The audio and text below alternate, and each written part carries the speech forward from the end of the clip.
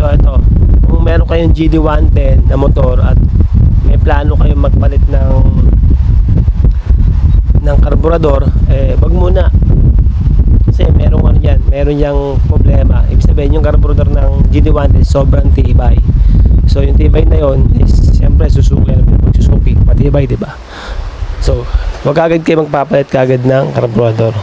Ang pinaka-tip ko sa inyo, number 1 is yung dapat linisin nyo muna yung filter o magpalit kayo ng filter. Nakita mo yung filter ng mismong motor, yung sa mismong hangin. Pwede mong sirain yun. Pag nasira mo na yun, pwede kayong magpalit ng Scotch-Brite.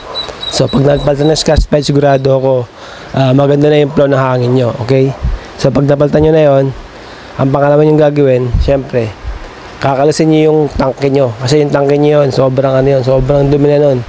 Lalo na kung more than 5 years na yung tangke nyo, may halo ng langis. So nakita nyo yung langis ko, yung gas ko, sobrang itim, di ba?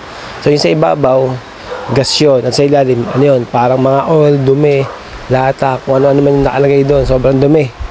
Okay, so yan, ganun ka simple.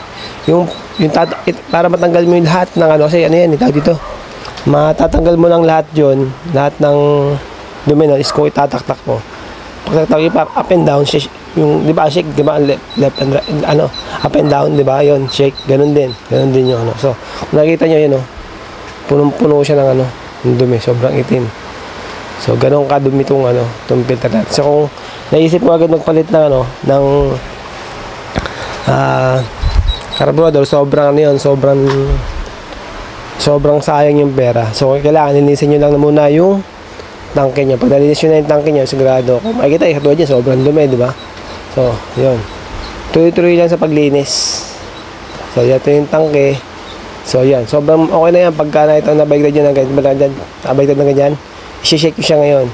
So yun yung tangke ng ating motor. Yung tangke natin motor na yan, nakuha lahat yung mga dumi.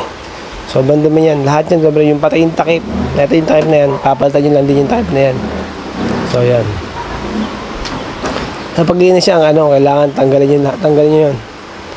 So yan, gamitan nyo ng susi nyo, syempre yung susi yan. Ito, yung gilid na yan, sobrang dumi, di ba? So yan, pagka nalinis nyo yan, sa yung tinaktak nyo siya, talagang tanggal lahat ng dumi. Tapos, yun nga, puro gas. So palitan ng gas, buhusan nyo lang ng gas ulit, tapos taktak nyo ulit, tapos buhusan nyo ng gas ulit, tatlong beses. Mas maganda pa nga, mga 5. 10. So yan, nakikita nyo, yun.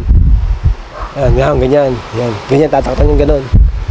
Hindi ganun. Up and down yung ganon. Naganyan ang position niya, pero up and down yun.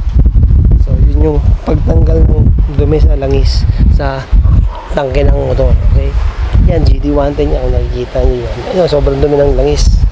Sobrang kapal. So, yan muna yung technique na ginawa ko. Inubos ko muna yung tubig. Pero mali yan Yung mas maganda yung up, nakaganyan siya. Diba ganyan? Yan, ganyan. Yan, hindi ganyan, up and down. Yan. Kumbaga sa huwag kayo ng baso, up and down yung basong ganon. Hanggang dumi, sigurado. Kasi ganon ginawa ko sa akin, sobrang linis na ng motor ko, sobrang antiling ng tumakbo, hindi kagad na ubusan hindi siya namamatay, sobrang linis talaga. Nasa ng tangke ko. So yun. So ganyan siya. Yan. Pag nakagyan pa siya, up and down nyo, up and down. Hindi ko masyadong nagawa kasi yun kasi huli ko lang na-discover yun sa pag-up and down nun. Sa pag-up and down, dumayan, ganyan, parang ganyan, up and down. Yan, natapon na lahat ng langis yan, ganyan mangyayari. So pagka kayo ganun, sobrang mabilis matanggal.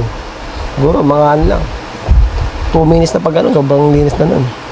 Pero kung 5 beses pag gagawin, 3 beses hanggang 5 beses, no, sigurado ko ang galat, ang dumi. Sayang, yung dumi na yan, yung gas na yan, kung nakita nyo parang may brown sa yun yung dumi. So itatak nyo lang, itatak. So yan. Diba, kita nyo, brown na brown, no? Yung tulo niya brown, hindi siya green kasi unleaded ang gamit ko sa mga GD110, unleaded yan. Pero depende pa rin sa una mong ginamit na gas. Kaya kasi unleaded yan, kita nyo, diba, brown sa baba, nasa gitna, pataas, siya, gas siya, green. So, ganun paglinis. So, yan. Tuloy-tuloy lang paglinis. Huwag yung tigilan hanggang sa makita nyo sobrang linis na. Yan. Kita nyo? Up and down. Hindi ganun. Totally up and down talaga. Ganun kasi yung ginawa ko. Hindi ko na nakasuha ng video kasi sobrang hirap na kuwanan. Kasi ako lang mag-isa nyo. Wala pa tayong taga-kuha ng ano eh. Ayan. Isa yung parang ganun, up and down. Pero mataas, magandang mataas. Tapon lahat ng dumi. So, para sobrang linis. Siyempre, pag malinis yung ano nyo, yung gas nyo, wala yung problema. Tapos, yung carburetor, kahit ano nyo lang yan eh. Linis-linisan nyo lang din. So, yun lang ginawa ko doon. Buga-bugaan nyo lang, hipan-hipan nyo lang yung pinakabutas, lahat ng butas doon.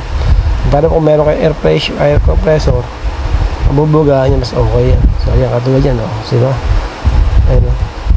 Ayun, kita yun. So, yun sobrang daming dumi. Yan tinuturo ko.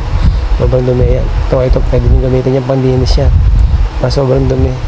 So, yun yung dumi ng almost 7 years. Dapat mga 5 years naglilinis tayo ng tangke. Ito, kung nakikita nyo po, sobrang linis na yan. Tuloy-tuloy naman. Wala na, diba? Parang langis-langis na yan yung motor natin. GD110. Okay? So yan, luma na yan. Pero pag tumakbo na, nakita mo yan, nakakatakot talaga tumakbo. Ang bilis, sobrang bilis na. Tinesting ko siya kahapon. Sobrang bilis niya. Ako.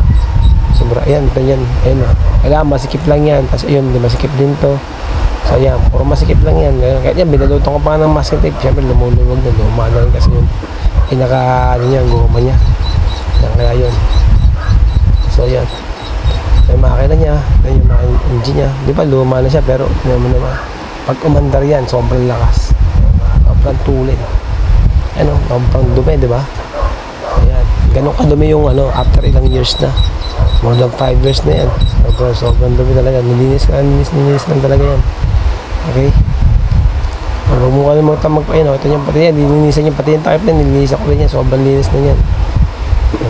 Malis na yan. Okay na yan. Pwede na kayo tumakbo lang gusto nyo. Aabot pa lang 100 yan. Takbo lang yung 100. Sigurado okay na yan. Abangan nyo yung isa pang video ko. Kung gaano ka yan. Okay? So, yan lang muna yung ating pag-uusapan natin about sa GD110.